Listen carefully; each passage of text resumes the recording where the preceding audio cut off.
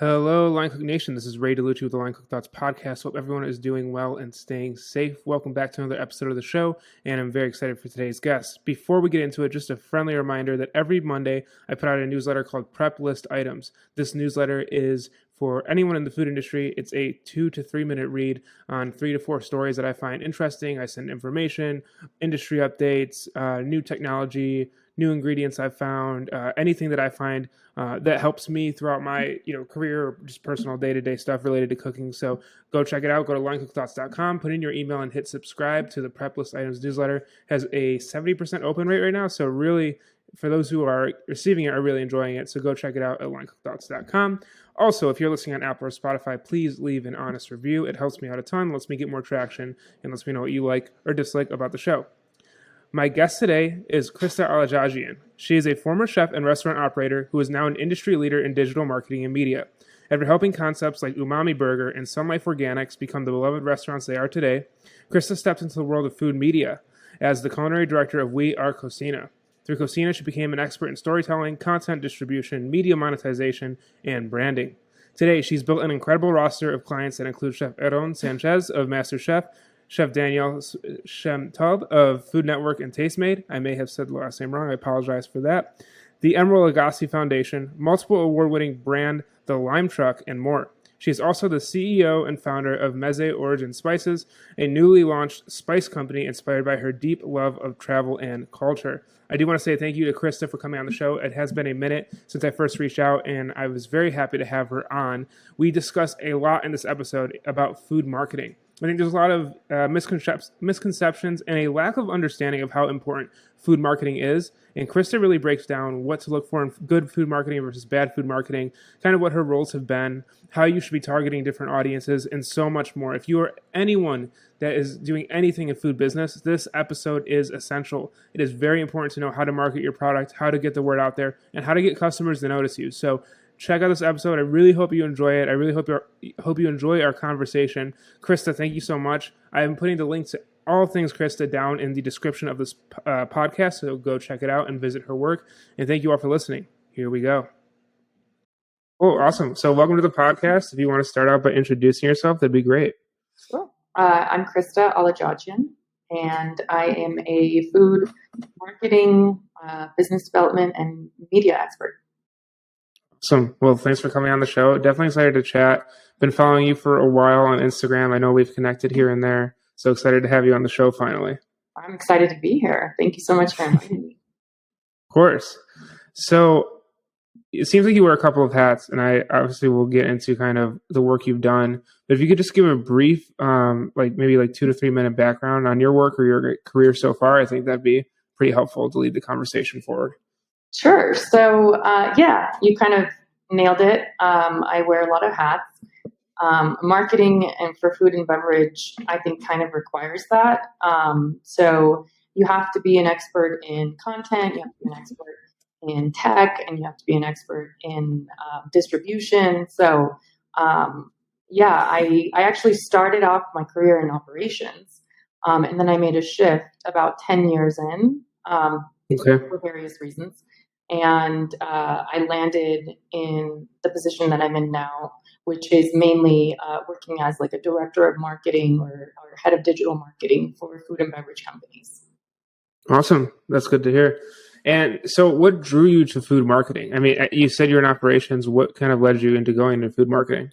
Yeah, I thought I was going to be a chef. That was the plan. But as my career took off, I got sort of more into operations, and then that gave me a better sense of the bigger picture.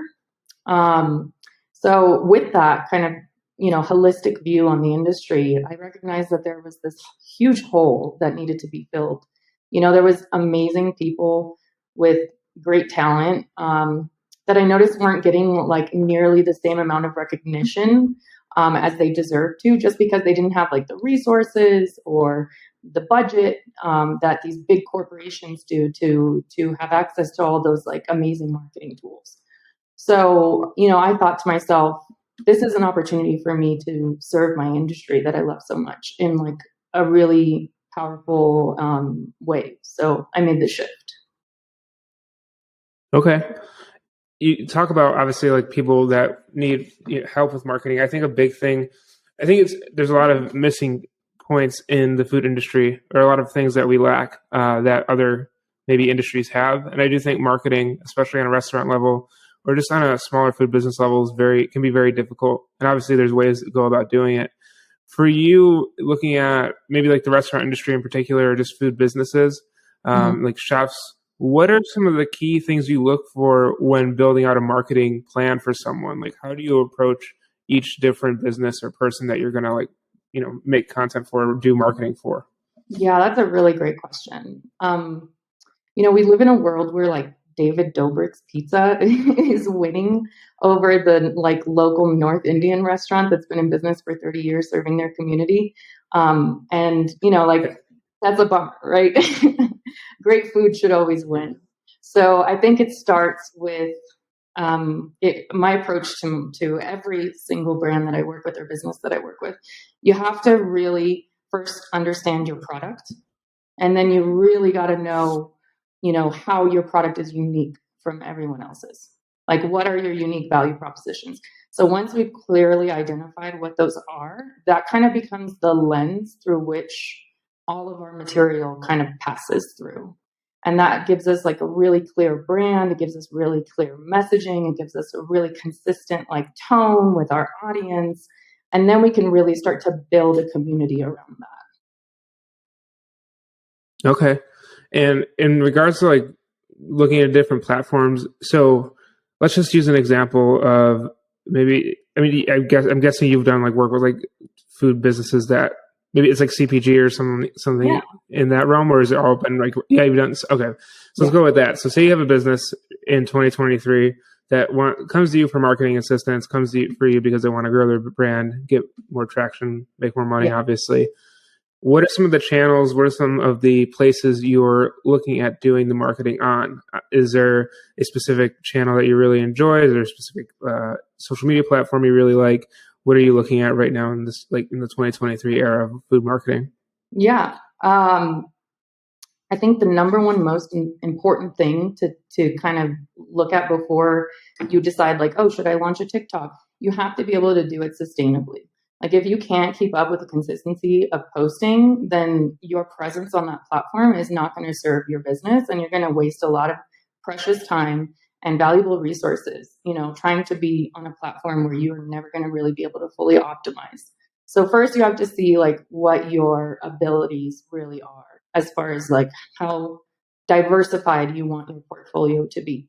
And then, if it's a CPG brand, like, I'm a really big fan of Shopify. I think it's just technology like Shopify makes everything so easy. They just put everything in one consolidated sort of platform, all your marketing, all your accounting, all your fulfillment. So if you want to have a CPG brand out there, like, you have to start there. And then through that platform, they've endorsed a lot of really incredible tools. And you want to work with tools that work within your ecosystem as well. So you don't have to be constantly like bridging technology. So you can kind of use the integrations that they offer to build out a strategy that works for you and your business. I still think Instagram is really, really valuable. I know there's been a lot of talk since there's been like updates to the metaverse and things like that, and they've changed the way that the algorithms work. But I think you have to also understand that each platform is going to appeal to different people with different intent. And as long as you're designing content that's native to that platform, that fits into that frame of mind that people are in when they're scrolling whatever screen your stuff is landing on, then you're going to win. So look at your resources, see what you can realistically, consistently keep up with, and then go out there and start building a community. Okay. No, I mean, that makes sense. And I guess, I think the biggest thing that I've always wondered, and this would be a great, I think, segment for anyone listening, is how does a business justify the marketing spend, or what are the KPIs? What's the data you show a business, right? Because I feel like for me, running an Instagram, like, I don't really make any money on my online cook thoughts on Instagram, and that's not the intent for the page. I make some money elsewhere with different other like writing and my regular job and all that. But, I can put a post on Instagram and get so much reach and, all these great statistics that sound great. But if my goal was to make money, that doesn't really mean anything because I'm not making any dollars. So what do you have to prove out to businesses when you undertake a marketing project? Yeah, that is my biggest thing. When I first start with like a new client, I always start with, what are your goals? Like if you're working with somebody in marketing that doesn't start with that question, then you might want to reevaluate that partnership, because you want to work with marketers who have a really strong understanding of what the bottom of the funnel looks like. For restaurants, that means getting people in the door, eating your food. For CPG brands, that means selling products online. For media companies like yours, that means, getting sponsorships and having the reach and the awareness and kind of the impressions that are going to attract the level of sponsorships that you deserve for your program. So first understanding what those goals are, and then reverse engineering a plan from that you're setting up funnels essentially at the end of the day to serve that finish line, to get people across that finish line. So it really depends on the industry, and it depends on your business and what you're trying to do. Yeah, no, I think that's really interesting. That point of, if you're like, you kind of flip it on them, like, what are your goals with it? So I think that's really a great way to look at it. So going into kind of some of the work you've done in the past, what are some projects, what are some jobs that you've taken in your career that have been really like shining lights, or you look back on and you're like, yeah, that was pretty cool work that I've done? Because I don't know that I've really had any food marketers on the podcast, and we're almost at 200 episodes. So wow, that's amazing. Yeah, what is yeah, I mean, I did a lot of really cool. So I kind of got into food marketing through food media. I think my experience in food media helped me become like a really good storyteller. And then, working side by side with all these huge brands like Nestle and Mazola and Chevy and Amazon, getting to understand like why content needed to be, like how we use recipe videos, something as simple as recipe videos, to deliver like the essence of a brand. It really kind of was a catalyst for me getting in how I got into marketing.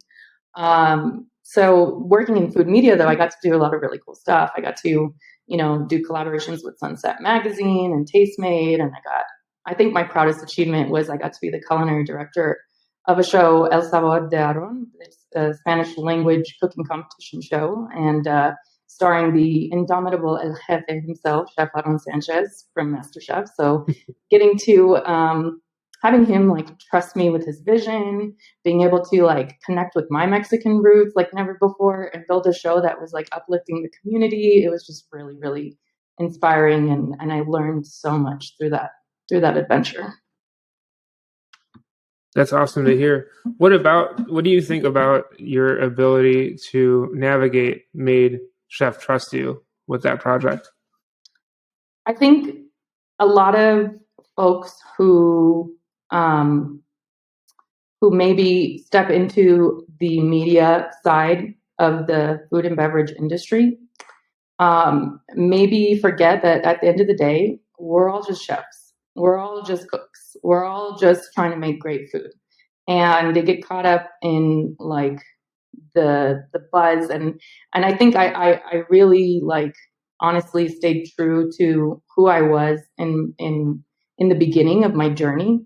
And he really resonates with that because that's who he is. I know he's like this mega superstar chef, but if you ask him what he does for a living, he'll tell you he's a chef first and foremost. And so we kind of clicked. We just immediately recognized the food person in each other. And then it made it really, really easy to work together. And we just get along. We have a lot of fun. So that helps too. That's really cool. I think that I can say that as I've started in restaurants as well, and I've moved myself into food media, and I'm also a research and development chef, and I work in a couple cool spaces that I don't think I ever would have thought of working in culinary school. And I think that for me, a big part of why I enjoy my career so much and the work I do is my willingness to never be caught up in a sunk cost fallacy mindset where I've worked on something but that the intention isn't that I should be there for 10 to 20 years. And so like for you, you've had so many different projects, and then obviously in food media, it's kind of flipped where maybe in a kitchen you work your way up through the ranks, and then one day you operate your own kitchen, and you're doing that for years and years on end. And obviously you're in a much higher position now, but throughout your career, you've probably had worked on projects that you put your all into, but then 7 months later, you weren't even touching them and you're onto something else. Yeah. Do you think that that's a skill set that needs to be developed where it's like, all right, I've been able to put my all into this for this amount of time, this amount of project, and then I'm moving on to the next? Or do you find, because I found that a little difficult. And I think that's a skill that not many people know that they should develop. What are your thoughts on that? That is just like the meat of it all, right? Like that is, you nailed it. I had a really, really hard time with that in the beginning. I'll be completely honest with you, because I came from such a strong, I was a VP of operations at like a multi-unit national restaurant chain before I decided to leave and start working in food media, which eventually became marketing. And that transition was terrifying. I was like shaking in my boots every day. I think the number one thing that I was, like every freelancer just kind of, or entrepreneur, or anybody who's like self-employed is going to wake up in the middle of the night with this, I'm going to die broken alone, like kind of overwhelming impending doom, sort of like looming over you. So I think it is a skill that you have to develop and hone, because it's not always something that comes natural to people. If you're used to working in an environment where you have so much structure, in the kitchen, we have so much structure. In restaurants, we have so much structure. We have the brigade system, we have schedules, we have a set menu every day. And when your job description, location, and coworkers are changing project to project, and those can be on a daily basis, like you really have to learn to be super, super adaptable in that environment. And you have to learn to like do really well and like in those opportunities, so that those lead to more opportunities and you can keep working. So you got to like shake it off and show up at the end of the day. So, no, I think it's definitely an interesting skill. And I think for me too, it's just like over the last few years, I've taken different roles, and just being able to maneuver and go into these different positions and just being open to learning and not feeling like I'm missing out or that I've lost something, I think is valuable. And, those experiences that I gained they all helped me like get to where I'm going. Yeah. So I think that it's such a different way of looking at it coming from kitchens. Cause it's like it's almost, and it's expected, right? Like you build yourself up from line cook to sous chef, and there's not as much lateral movement that looks really great. But in a business like yours, like you might not, like for you, you might go, like you said, Chevy to another company. You might be doing the same thing, but it's not seen as a negative because you moved like in a lateral sense where you're doing the same work for a different brand. So it's just a weird like relationship to work that I think is interesting for like food marketing versus like restaurant work. Yeah, I think the magic of what we do now is that we get to a point where we can choose the people that also we want to work with to a certain extent. And we can really like, we can really invest in projects and brands and people that we believe in. Whereas when you're working in a restaurant, you try to do that. You try to go to like, the best kitchen in town. You try to work your way there. But, I think it's a little bit more challenging, where in our role, they pitch us for our services, and then we get to decide. Yeah, I think that's really cool. Going into food business development. Now, so obviously marketing is one aspect of it. What are the aspects of food business development that are kind of different from marketing? And does that still tie into your role now? Where like, I guess if you were to split it up, are you more focused on marketing than business development, or is marketing just a part of that and business development is mainly the entire goal of it? Yeah, I think marketing is a big part of developing your business, understanding who you are, and then understanding how to reach your target consumer. For me, a lot of that manifests through technology, and it's really fun because it's constantly evolving. So I'm always like learning new ways to leverage technology to help my clients like tell their story and reach their customers. So yeah, I think there are other facets of business development, obviously, in just like the profitability of your business, and how your operations is performing, and optimizing that and improving that in every possible way. It's in developing your culture and really knowing who you are, not just for your customers, but also for your team. But I think a lot of that eventually lands on the desk of the marketer, and it's our responsibility to communicate that, all of that development, all that progress that you've made as an organization to the rest of the world. Okay, yeah. And I think it's interesting too, like that progress piece. I think that can be lost sometimes in what people are doing, especially, like I said, like social media statistics and everything else. So it's interesting, like you do this for a job, and it's cool to see that like there's the thought process behind everything. Because I think a lot of people think marketing is easy, it's just online, and for a small percentage maybe it is, but for the vast majority it takes a ton of work. Before we get into Mezze Spices and We Are Cocina, I'd love to ask, what is bad food marketing to you? When you think of bad food marketing, yeah, like what do you think about? What do you think is a bad execution of? You don't have to name an example, but when you're like, oh, that's bad food marketing, what is it usually representing? Oh, I see. I think maybe not like representing a brand, but like what is the representation of like a poorly executed food marketing if you strategy? Think like take pictures of your food and like post it on Instagram, and that's enough to get people really stoked on your brand, then you're not doing nearly enough. People are looking for a sense of community, and if you can build a community around your product, then you have a sustainable business. So I think, kind of half-heartedly doing it just because you're supposed to, and thinking like, well, Instagram doesn't care as long as I'm posting every day. Like, no, put a little thought into it, like respect your audience.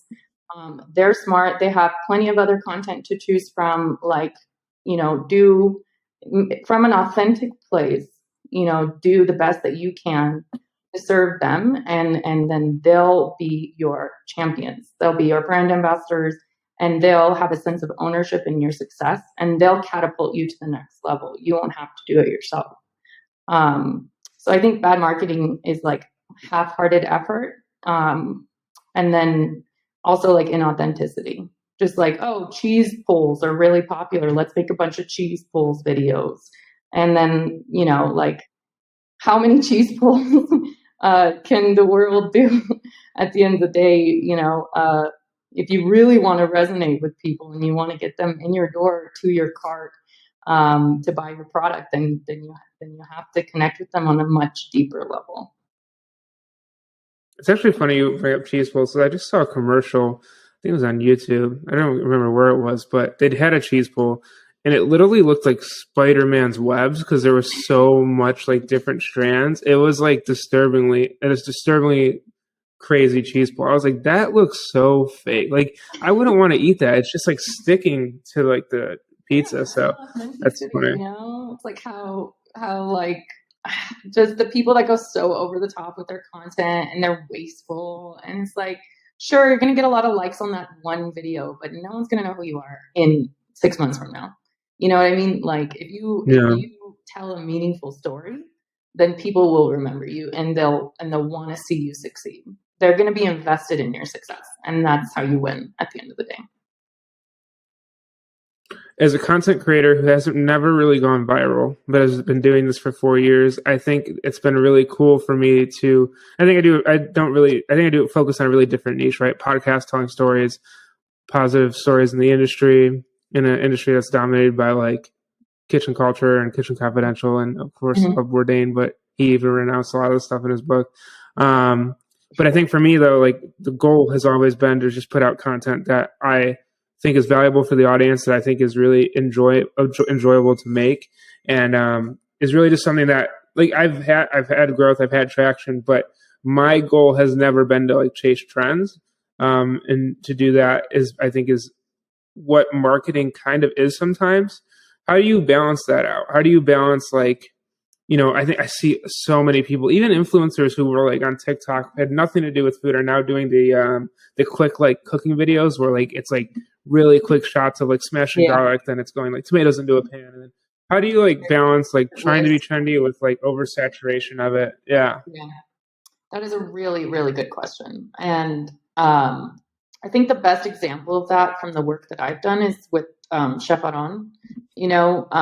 He's been on television for like 25, 30 years, since he was on Chopped, on the first episode of Chopped on Food Network. So, he has this really like evergreen brand, but then in order to like get him, in order to promote the sustainability of this brand by reaching a new, maybe younger audience through like TikTok, for example, you kind of have to, lean into those trends in order to build the audience on a new platform with a new audience like that. So, but instead of like, it's so not his brand to sit there and do like silly dances on TikTok or like,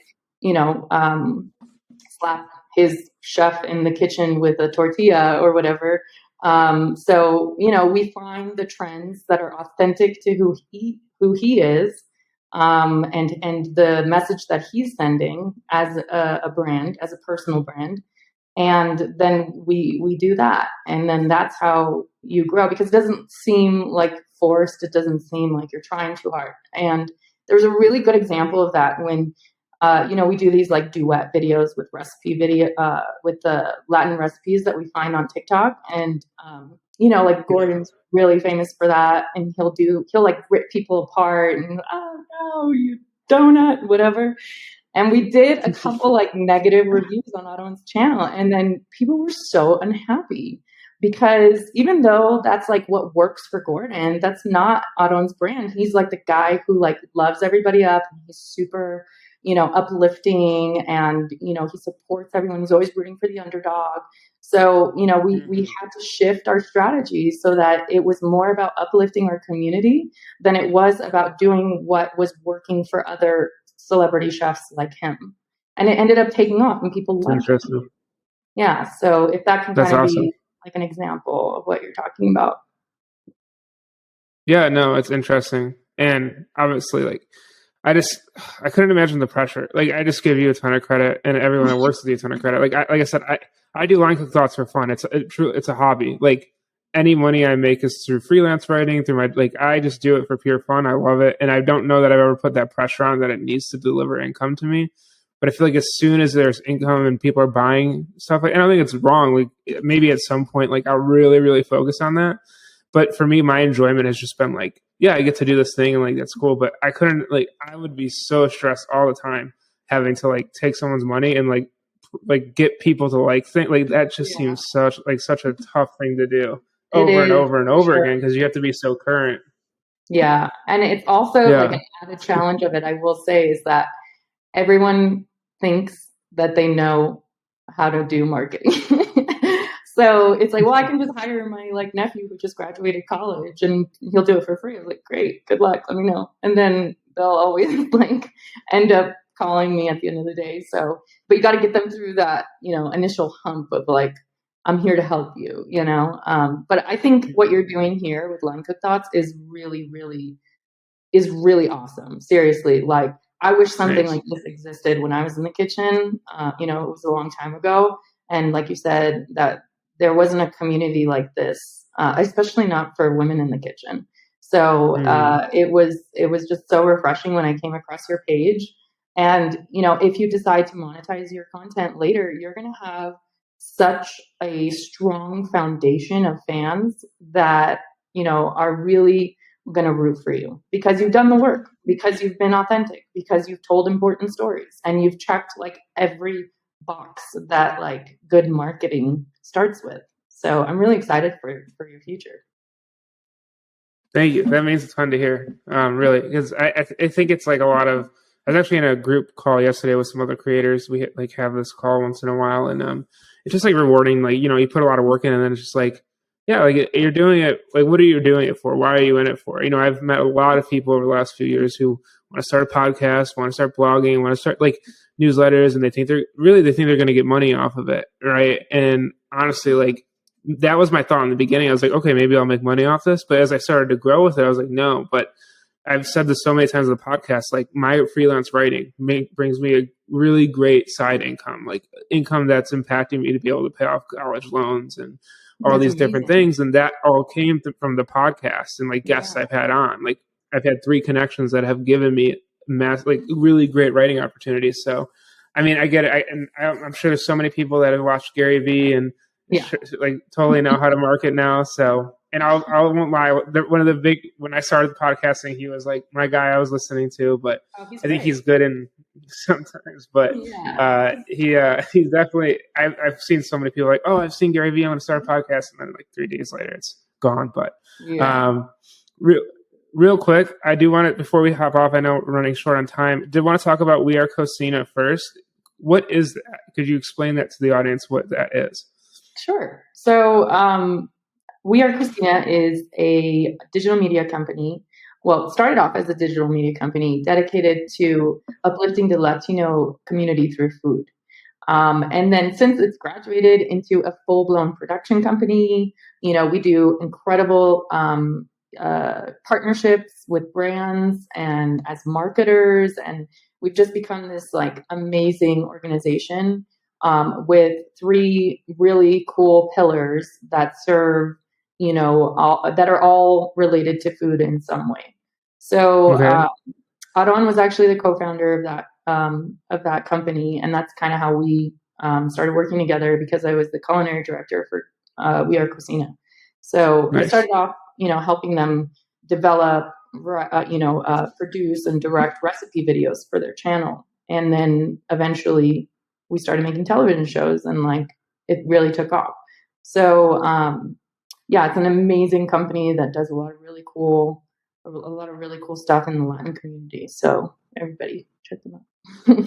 Yeah, at We Are Cocina on Instagram, a lot of great content. Good following, 44,000 followers. So it's obviously like a really valued brand. 16 million or something, or across all channels like YouTube, Facebook, Instagram, Twitter, everything. Like it's pretty amazing. Yeah.